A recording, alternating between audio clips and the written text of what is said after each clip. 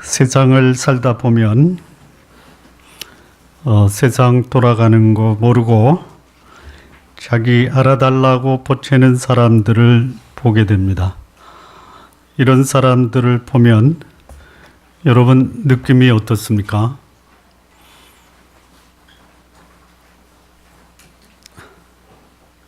질문 알아들으셨습니까? 다시 한번 하겠습니다. 세상 살다 보면 세상 돌아간 물정은 모르고 자기를 좀 알아달라고 보채는 사람들 보면 느낌이 어떻습니까?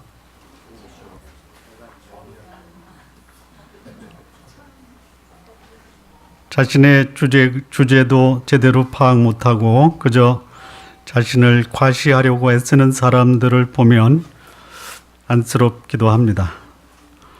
앞날을 대비하지 않고 그저 현실에 집착하는 사람들을 보면 참 뭐라고 해주고 싶은 말들이 생각이 납니다. 우린 지난 시간에 6월절 만찬을 하시면서 자기 몸을 사람들을 위해 죽으시겠다라고 말씀하신 예수님의 말씀을 들었습니다. 또한 제자들 중에 한 사람은 자신을 팔 것이다라고 예언하시는 예수님의 말씀도 들었습니다. 자신은 죽는다. 제자들 중에 하나는 나를 판다. 이 상황이 심히 심각하고 또 숙연한 상황입니다. 지금까지 자신들이 따랐던 그리고 섬겼던 스승께서는 죽으시겠다라고 하시고 자기들 중에 한 사람은 스승을 배반하겠다라고 하시니 제자들은 그 말씀을 받기가 심히 민망하고 또 당혹스럽기 그지없는 상황입니다. 스승의 죽으심, 제자의 배반, 참으로 참담한 경우다라고 생각이 됩니다. 스승님은 죽으시겠다. 우리들 중에 한 사람은 배반하겠다. 그러면 남아있는 다른 제자들은 어찌해야 한다고 생각하십니까?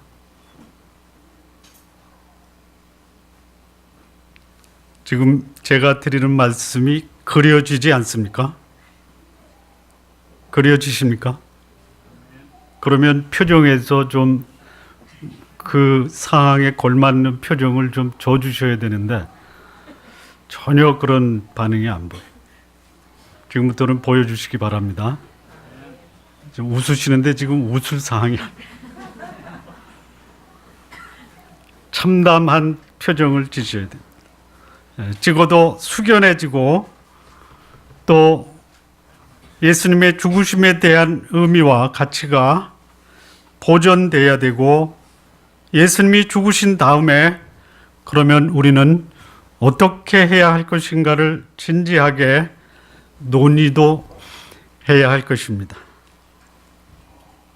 아니면 한 제자는 배반한다 하더라도 남아있는 우리들에게 선생님 우리가 무엇을 해야 합니까? 라고 여쭈어야 하는 것이 정상적인 상황입니다. 그런데 이런 상황에서 제자들이 보여주는 모습은 예수님이 처한 상황과는 전혀 어울리지 않는 아주 이상한 모습을 보여주고 있습니다. 아주 민망하기 그지없는 상황입니다. 뭐 누가 크냐 이런 문제로 자리 다툼을 하고 있습니다. 또 사단에게 밀가 부르듯 노리개 취급을 당하면서도 뭐 감옥에도 가고 죽는 것도 감수하겠다라고 객기를 부리고 있습니다. 그리고 이제부터는 홀로 서야 되는데 전혀 홀로 설 준비가 돼 있지 않는 사정. 자, 이런 모습을 보면 제자들의 모습에서 우리는 어떤 모습을 보게 됩니까? 일부 예배 때 이런 그 상황에서 제자들의 모습을 뭐라고 말씀하십니까? 그랬더니 후레자식이라고 그러더라고요. 후레자식은 아닙니다. 부모와 자식의 문제가 아니기 때문에 이것은 철없는 어린아이의 모습이다.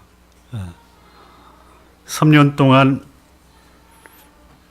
최선을 다해서 훈련하고 동거하고 복음을 전했고 가르쳤던 예수님이 이제 죽음을 불과 하루 앞두고 있는데 이 제자들은 자리 다툼을 하고 있습니다.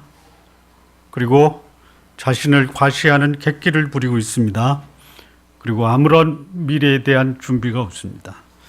이런 사람을 어떤 사람이라고 합니까? 철없는 사람이다라고 하는 겁니다. 오늘 본문의 제목이 뭡니까?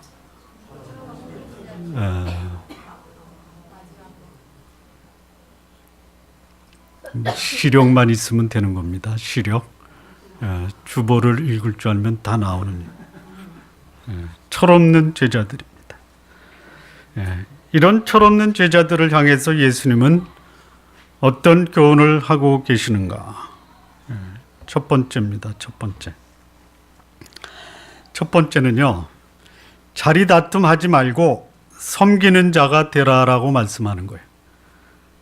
여기 24절 보면 제자들 사이에 누가 크냐라는 문제로 시비가 일어납니다. 이 선생님은 죽으시는데 제자들은 배반을 때리고 누가 크냐라고 하면서 싸움질을 하고 있는 것입니다. 자, 이런 상황을 보면은 우리 한국의 어른되는 분에게 여쭤본다고 하면 이런 사항을 뭐라고 답변하시겠습니까? 김동길 교수님에게 여쭤보면 뭐라고 하실까요?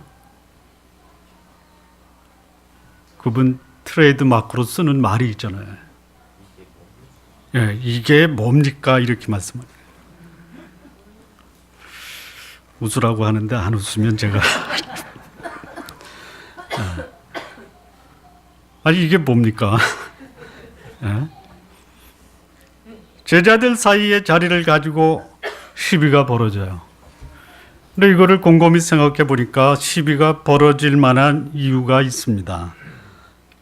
지금까지 예수님의 행하신 행적을 지켜보면은 극적인 반전을 많이 이루셨습니다. 나사로가 죽는데 아플 때 죽을 때까지 내버려 뒀다가 죽은 다음에 가서 살립니다. 풍랑이 일어서 제자들은 죽을 지경에 빠졌는데 예수님은 주무시고 계시다가 일어나서 한마디로 잠잠하라 하니까 풍랑이 잠잠해지는 거예요. 지금 예수님 죽으시겠다라고 하지만 지금까지의 상황을 보아서 극적인 반전이 이루어질 것이다라는 기대를 하는 것이 무리가 아닙니다. 종교 지도자들의 핍박과 탄압도 오히려 그들을 꼼짝 못하게 아무 소리 못하게 만드는 이 사건 등으로 예수님은 죽으신다 해도 오히려 그런 상황으로 우리를 불안케 하시면서 우리를 시험하는 게 아니냐, 이렇게 생각할 수도 있습니다. 그러니까 언제라도 예수님이 세상의 임금으로 등극하실 것이다. 그래서 우리끼리 예수님이 묻기 전에 우리끼리 다 서열을 정해놓고 결정적인 때가 오면 괜히 예수님 곤란하게 하지 말고 우리끼리 순서 정해자, 입장 정리하는 게 좋겠다, 이런 식입니다. 아마 이 제자들이 세상의 임금들이 세상을 주관하게 되면 사람들로부터 존경을 받을 것입니다. 그래서 그것을 염두에 두고 자신들에게도 그런 기회가 올 것을 기대했던 것 같습니다.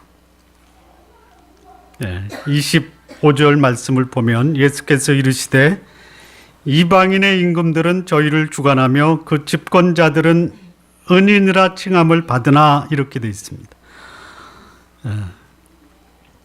그 당시에 임금들의 모습은 주관하는 자이고요. 집권자들, 소위 말하는 권력층들은 은인이라 칭함을 받았습니다. 은인이 뭐냐면요, 아주 좋은 사람을 은인이라고 합니다. 착한 일 많이 하고 다른 사람에게 선행을 베푼 자를 은인이라고 합니다.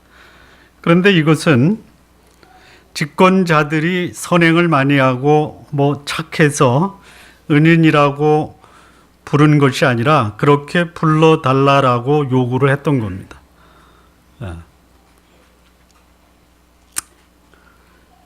자, 진리가 이깁니까? 이기는 것이 진리입니까? 진리가 이기죠? 그렇습니까? 진리가 이깁니까? 이기는 것이 진리입니까? 요즘 돌아가는 얘기를 하는 겁니다. 이기는 게 진리입니까? 진리가 이깁니까? 그 당시도 그랬어요. 지금만 그런 게 아니라 예수님 당시에도 집권자는 뭐예요? 착한 사람입니다. 착한 사람이 집권자가 되는 것이 아니라 집권을 하면 착한 사람이 되는 거예요. 제자들도 그런 얘기를 듣고 싶었던 것 같아요.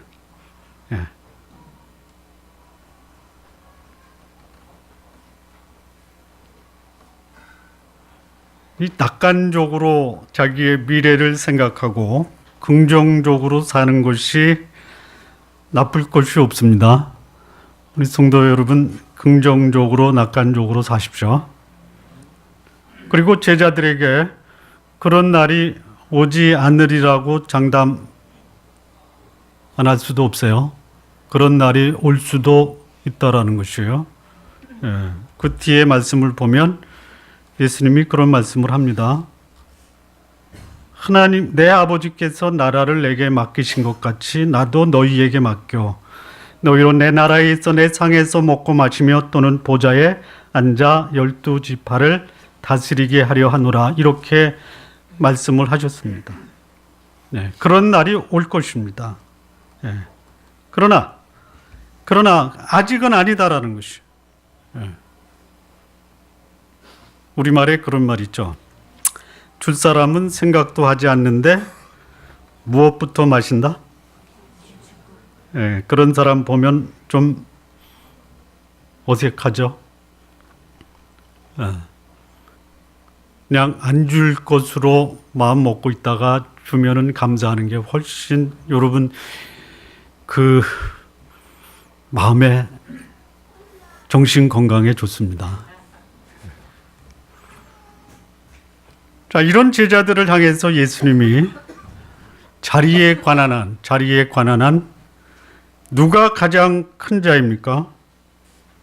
예수님이 가장 큰 자입니다. 하나님으로서 이 땅에 오신 예수 그리스도, 그분이 가장 위대한 분이십니다. 그러면서 내가 가장 큰 자인데 내 모습이 가장 큰 자가 살아가는 삶의 모습이다. 이렇게 말씀을 하십니다. 26절과 27절 말씀이에요. 너희는 그렇지 아니하니 너희 중에 큰 자는 젊은 자와 같고 두목은 섬기는 자와 같을지니라. 앉아서 먹는 자가 크냐 섬기는 자가 크냐? 앉아 먹는 자가 아니냐? 그러나 나는 섬기는 자로 너희 중에 있노라. 이렇게 말씀합니다. 큰 자는 젊은 자와 같다. 큰 자는 젊은 자와 같아야 됩니다. 이 말씀은 무슨 말이냐? 진정한 큰 자는 쫄병처럼 살아라 이겁니다.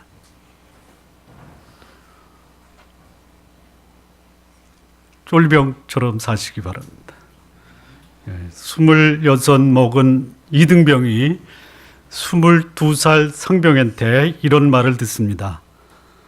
22살 상병이 26살 이등병에게 형한테 잘해 이렇게 얘기합니다. 무슨 말씀인지 22살이 많습니까? 26살이 많습니까? 쫄병이라는 이유로 26살짜리가 22살한테 형님 이렇게 부릅니다. 예? 그러면 26살짜리가 뭐라고 해야 돼요? 제대하고 안 봅니까? 이렇게 얘기합니다. 무슨 말씀인지 진짜 큰 사람은요, 쫄병처럼 사는 겁니다. 두목은요, 앉아서 먹는 것이 아니라 서서 섬기는 겁니다.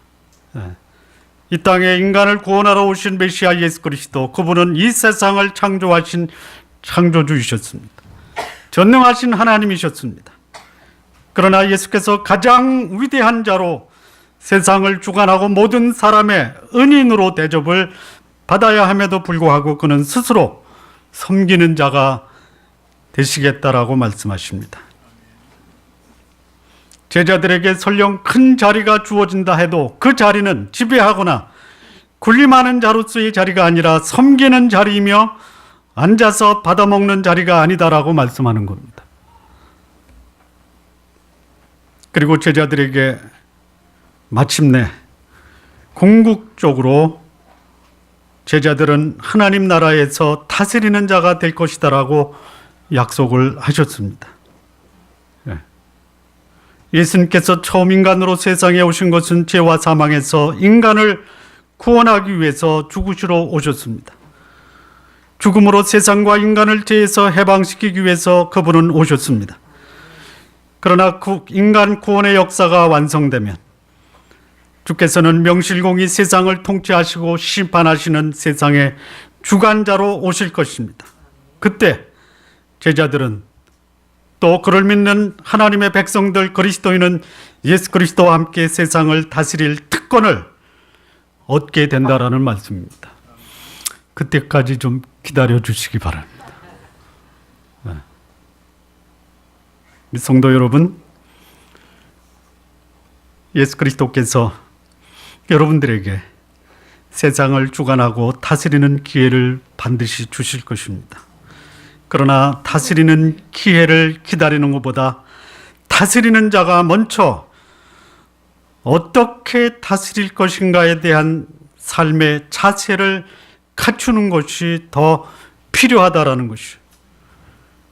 다스리는 자가 갖추어야 될 삶의 자세가 있다면 섬김은 섬기면서 살아가는 삶의 지혜를 가지라는 말씀입니다.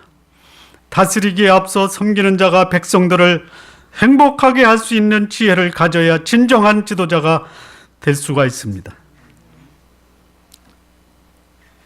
주 예수께서 여러분들에게 영광스러운 주관자의 자리를 주기에 앞서 우리 성도 여러분 섬기는 삶을 사시기 바랍니다. 제가 지난주에 어느 회사에 강의를 갔는데 그 회사의 비전이 너무너무 감동적입니다. 그 비전이 이겁니다. 언제나 행복한 우리 회사. 여러분 그런 회사 다니시기 바랍니다. 대표이사가 나와서 그 비전을 선포하더라고요. 뭐라고요? 야, 나 그런 회사 처음 봤지.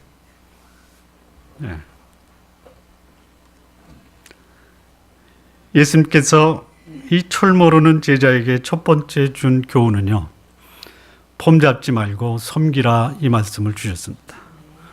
두 번째는요, 31절에서 34절까지의 말씀인데요. 먼저 31절 말씀을 보면요, 시몬아 시몬아 보라 사단이 밀가부르듯 하려고 너희를 청구하였으나 이렇게 되어 있습니다. 이 베드로에게 예수님이 말씀합니다. 베드로, 제자들 중에 가장 으뜸이 되는 제자입니다. 이 시몬 베드로를 사단이 밀가부르듯 한다라고 했어요.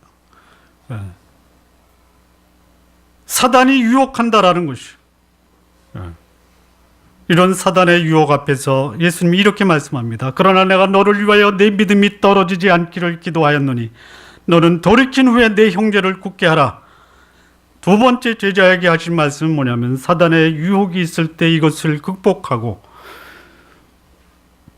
내가 가지고 있는 사명을 굳게 하라라고 말씀하십니다. 예.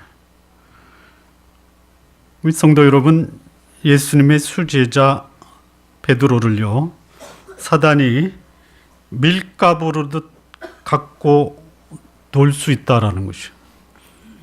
밀가부는 게 뭔지 아시죠? 이거 하는 겁니다.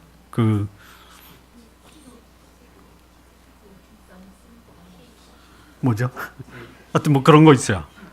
예, 뭐 이렇게 하는 거래요. 그 키 있죠, 키.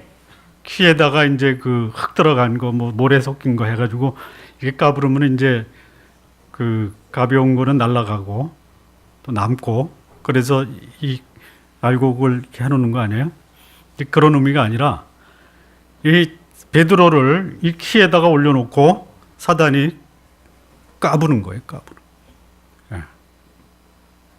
갖고 논다라는 것이죠. 놀이객감으로 여긴다라는 것이죠. 예. 베드로를 사단이 가지고 놀 정도면요, 우리 성도 여러분, 갖고 놀아도 그게 기분이 좋죠? 방방 타보셨습니까? 예?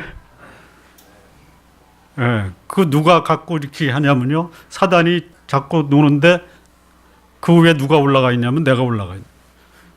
기분 좋게 타다가 이거 뒤집어 버리면 그냥 헷가닥 넘어가는 거예요. 예. 조심하라라는 것이에요. 예. 사단이 그 키를 가지고 그 뭐 건불 불필요한 거 걸러내듯이 유혹해서 떨어뜨리려고 베드로의 마음을 유혹하고 있는 거예요. 예. 언제든지 베드로도 사단의 밥이 될 수 있다라는 것을 경고하고 있어요. 예. 여러분의 마음을 사단이 얼마든지 가지고 놀 수 있어요. 예. 어쩌면 지금도 많은 사람들을 사단이 가지고 놀고 있을 수도 있어요. 다시 말하면 사단의 밥이 될 수 있다는 거예요. 예. 이런 베드로를 향해서 예수님이 그에게 권면하십니다. 예. 세 가지로 권면하시는데요.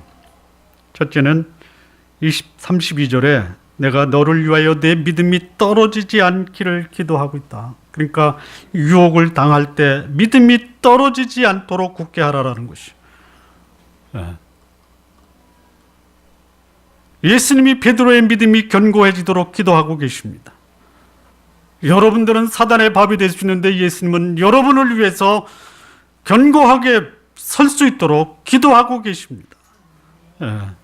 베드로가 유혹에 넘어갈 만큼 연약한 존재입니다.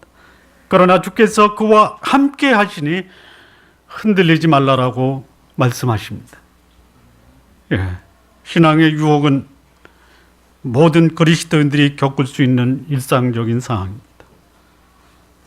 신앙생활하는 신앙인들이 사단의 유혹에 쉽게 넘어갈 수 있는 것 기억하시기 바랍니다. 방심하다 보면요, 그냥 넘어갈 수 있어요. 그게 절망이라는 모습으로 다가올 수도 있습니다. 낙심이라는 모습으로 다가올 수 있어요. 재물과 쾌락에 넘어가는 모습으로 다가올 수 있어요. 사단은 유사일에 오늘날만큼 하나님을 믿는 하나님의 백성을 가지고 노는 시대가 없습니다. 예. 사단은 역사를 통해서 많은 신앙인들을 핍박해 봤습니다. 실패했습니다. 핍박은 신앙인의 신앙을 빼앗아갈 수가 없습니다. 한 사람을 핍박하면 10사람이 일어났던 것이 역사를 통해서 우리는 경험해 봤습니다. 회유도 해봤습니다. 회유도 사단은 신앙인의 신앙을 빼앗아갈 수가 없습니다. 그러다가 이 사단은 드디어 가장 강력한 무기를 개발했습니다. 그 무기가 뭐냐? 사람들을 교회로 모이게 하라. 예, 구름대처럼 교회로 사람들이 몰립니다. 그러나 복음은 듣지 못하게 하라. 이벤트를 해서 사람들을 혼란시켜라. 돈 많이 벌고 권력을 얻고 쾌락을 누리는 것이 하나님의 축복이라고 가르쳐라. 예. 그래서 오늘 수많은 교회 출석하는 사람들이 사단이 키를 가지고 까부는 데서 방방 뜨고 있다라는 거예요. 공감이 되면 아멘 좀 하시고요. 나는 아니다라고 하십시오. 나는 아니다. 예. 여러분 아니시기를 바랍니다. 왜 그러냐? 주께서 우리의 믿음이 견고하도록 그분이 기도하고 계세요. 그분의 도움을 구하면서 그분이 우리를 지켜주시기 때문에 나도 그분의 도움을 힘입어 내 믿음을 견고하게 지키셔야 돼요. 예. 베드로에게 두 번째 예수님이 당부하신 것이 뭐냐면 돌이킨 후에 형제를 굳게 하라라고 말씀하셨습니다. 유혹에서 견고하도록 주께서 도울 것이니 너는 내가 맡긴 사명 돌이킨 후에 형제를 굳게 하라.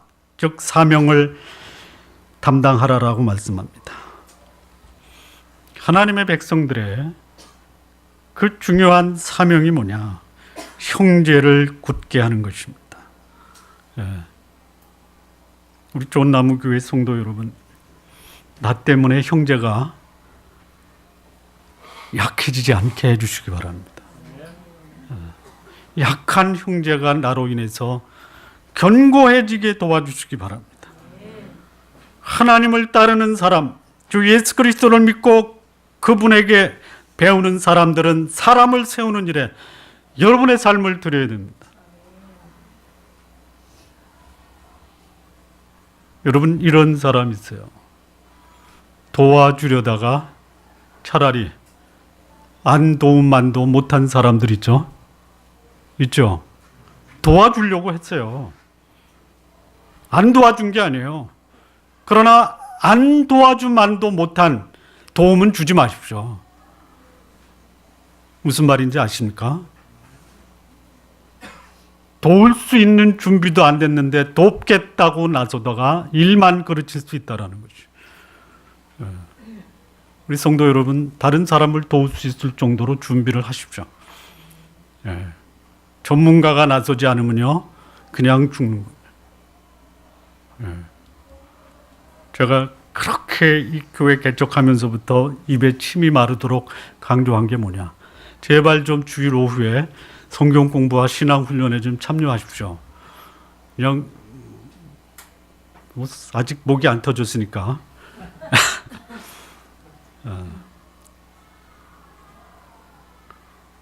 지금 저희 교회 한 35% 정도 참여하는데요. 한 60에서 70%까지 좀 참여하셨으면 좋겠습니다. 네.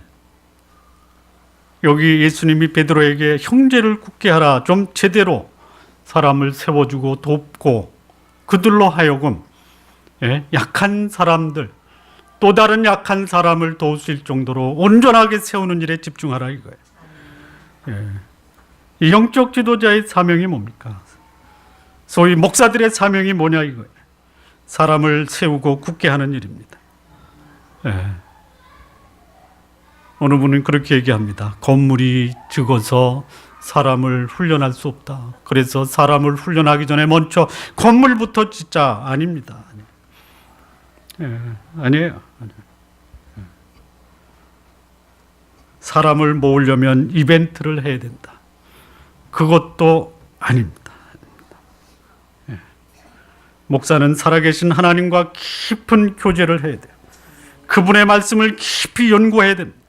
그리고 그것을 순종하면서 그 말씀으로 사람들을 교육하고 훈련하는 일에 집중해야지 그게 하나님의 교회가 견고하게 서는 것이에요. 예. 소위 영적인 지도자들의 삶의 모습은요, 사람들이 그렇게 볼 수 있어야 돼요. 저분은 참 경건하다. 저분은 참 검소하다. 저분은 참 겸손하다. 그리고 저분은 하나님이 그에게 준 사명을 이루는 일에 집중하고 있다라고 사람들이 볼 수 있어야 돼요. 성도 여러분, 여러분들의 목사 이김기열이가 이렇게 살 수 있도록 기도해 주십시오. 약속하셨습니다. 베드로에게 예수님이 이 일을 부탁하고 계신 거예요. 예. 우리 성도님들도 신앙생활 하면서 여기 예수님이 베드로에게 당부하신 여기에 집중하시기 바랍니다. 여러분의 영성을 적어도 여러분의 영성을 보는 사람이 나는 당신을 보고 하나님을 뵙는 듯 합니다. 이 증거를 받아내시기 바랍니다. 예.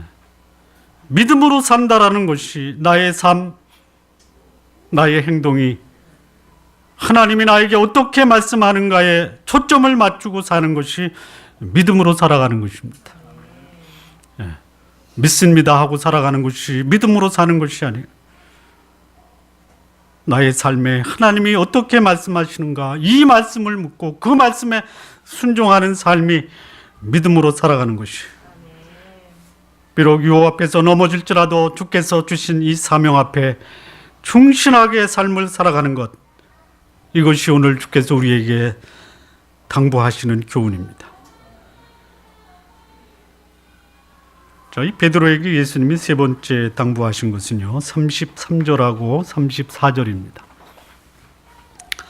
저가 말하되 주여 내가 주와 함께 오게도 죽는데도 가기를 준비하였나이다. 가라사대 베드로야 내가 내게 말하노니 오늘 닭 울기 전에 내가 세 번 나를 모른다고 부인하리라 하시니라. 예. 자, 이 베드로가 사단의 놀이개가 될 수 있는 것을 말씀하시는데요. 사단은 그 말을 듣고 뭐라고 하냐면 나 주님과 함께 오게도 가고 죽는데도 갈 준비가 돼 있습니다. 저를 그렇게 우습게 여기지 마십시오. 이렇게 얘기하고 있는 거예요. 그런 베드로를 향해서 예수님이 베드로야 오늘 닭이 울기 전에 네가 세 번 나를 모른다고 부인할 거야. 이게 지금 예수님이 베드로에게 무엇을 당부하는 것입니까?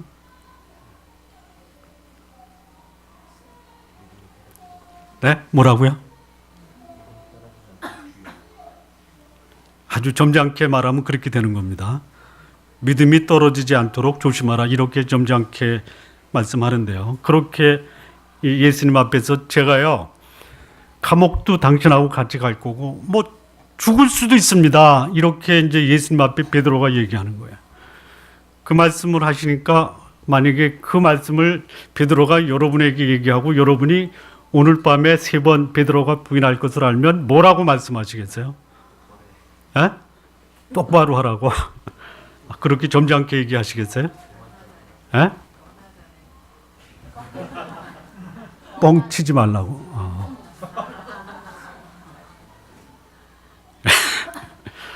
아마 그렇게 얘기할 거예요. 꼴이나 알고 좀 제대로 말하라 이거예요. 객기 부리지 말아라 이거예요. 객기. 성도님들 저도 한번 쓰겠습니다. 객기 부리지 마십시오.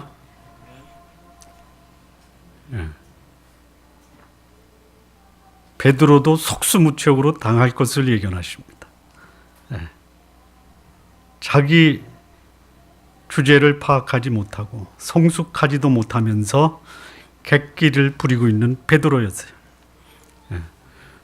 여러분, 거룩한 하나님의 성전에 거할 자가 누구냐?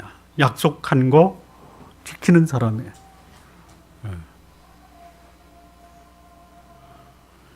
약속하고 지키지 못하는 것보다 약속 안 하는 게 지혜로운 거예요. 여러분, 객기 부리지 마십시오. 그러나 약속했으면 반드시 지키십시오. 다시 얘기하겠습니다. 지킬 수 있는 약속만 하십시오. 하나님, 제가 일주일에 성경 한 권씩 읽겠습니다. 하지 마십시오. 일주일에 한 구절 정도는 읽겠습니다. 이렇게 차라리 하십시오. 그러면 맞다, 너는 일주일에 한 절 정도도 족하다, 이렇게 말씀하십니다. 그런데요, 평생 일주일에 한 절 읽겠습니다. 그러면 그것은 무슨 모습이냐면요, 출생한 아이가 죽을 때까지 젖만 먹고 살겠습니다와 똑같은 겁니다. 객기는 부리지 마시되 지속 영적으로 성장하시기 바랍니다. 여기 베드로의 객기는 몇 시간 만에 깨지고 말았어요. 가만히 있으면 중간이라도 가는데 객기 부리다가 망신당하고 만 것이에요. 요즘 시대가요, 자신감을 권장하는 시대입니다. 자신감을 갖고 사십시오. 뭐라고 그래도 여러분 자신감을 갖고 사십시오. 여러분 자신감을 갖고 사는 게 잘못된 것이 아닙니다.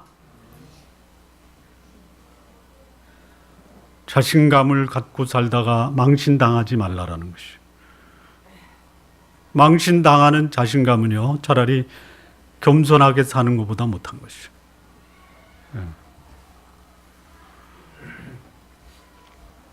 자, 이제 큰 세 번째입니다. 여기 이제 제자들에게 세 번째 당부하신 말씀은 35절하고 36절입니다. 저희에게 이르시되 내가 너희를 전대와 주머니와 신도 없이 보내었을 때 부족한 것이 있더냐 가로되 없나이다. 이르시되 이제는 전대 있는 자는 가질 것이요 주머니도 그리하고 검 없는 자는 겉옷을 팔아 살지어다. 이렇게 말씀합니다. 이 무슨 말씀이냐면요, 이제는 홀로 설 때가 됐으니 홀로 서는 준비를 하라, 이 말씀입니다. 전에 전대, 돈주머니 없었어요.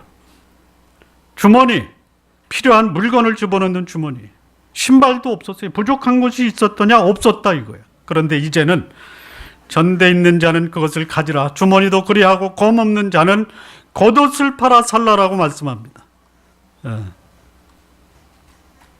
이제부터는 부족할 것을 말씀하십니다. 지금까지는 예수님께서 채워주셨습니다. 앞으로는 스스로 챙겨야 된다라고 말씀하는 것이죠. 돈도 챙기고 주머니도 챙기고 칼도 준비하라라는 말씀이에요. 여기 돈, 물건, 이거는 좀 알겠는데 이 칼이 뭐냐? 칼, 겉옷을 팔아서 검을 준비하라 이렇게 말씀합니다. 이 검이 칼이냐? 이 칼이 아닌 거야, 아닌 거. 왜 아니냐면 오늘 읽었던 마지막 38절이죠. 여기 우리 검 두 개가 있습니다. 이렇게 얘기하잖아요. 그러니까 예수님이 뭐라고 그래요? 족하다 이거예요. 족하다를 요즘 말로 말하면 뭐예요? 여기 검 두 개 있습니다 하니까 예수님이 족하다 이렇게, 이게 무슨 말이에요? 됐다 이거예요. 됐다. 그게 아니다 이거예요.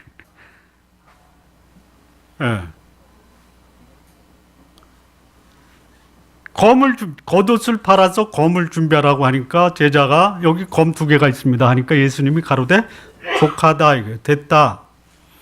그거 아니다 이겁니다. 그럼 뭐예요 이게? 뭐 여러 가지 해석이 있는데요. 가장 이 상황에서 맞는 해석은 뭐냐면요, 앞으로 필요한 것이 많이 있을 것이다. 새로운 환경, 그때 무엇이 필요할지 모를 때 심지어 이 겉옷을 팔아서라도 장만해야 될 중요한 것이 있다, 검처럼. 여러분, 유대인들은 겉옷을 팔 수가 없습니다. 일교차가 심하기 때문에 이 겉옷은 파는 게 아니에요. 전당포에 잡혀도 저녁 되기 전에 돌려줘야 됩니다. 그러나 앞으로 하나님의 사역을 하는 사람에게는 겉옷을 팔아서라도 자기를 보호할 물건을 사야 될 때가 있다 이거예요. 예수님이 세상을 떠나기 전에, 죽으시기 전에 새로운 상황이 생기고 새로운 환경이 생기면 스스로 준비하되 중요한 겉옷까지 팔아서 그 상황에 적합한 것을 준비할 시기가 올 것을 말씀하고 있는 것이에요. 마무리 짓겠습니다. 예수님이 이제 죽음을 눈앞에 두고 있습니다. 그런데 제자들은 여전히 철없는 모습을 보여주고 있습니다. 더 이상 제자들을 가르쳐줄 여유가 없어요. 예수님은 자신의 길을 죽음으로 마쳐야 하는데 제자들은 성숙하지 못하고 전혀 준비가 되어 있지 않는 안타까운 모습입니다. 그 제자들에게 마지막 당부하신 거예요. 뭐예요? 우리 성도 여러분에게 예수님이 마지막 당부하시는 말씀을 제가 대신해서 여러분들에게 전합니다. 제발 대접 잡지 말아라. 지배하려고 하지 말아라. 낮은 자세로 섬기며 살아라 이거예요.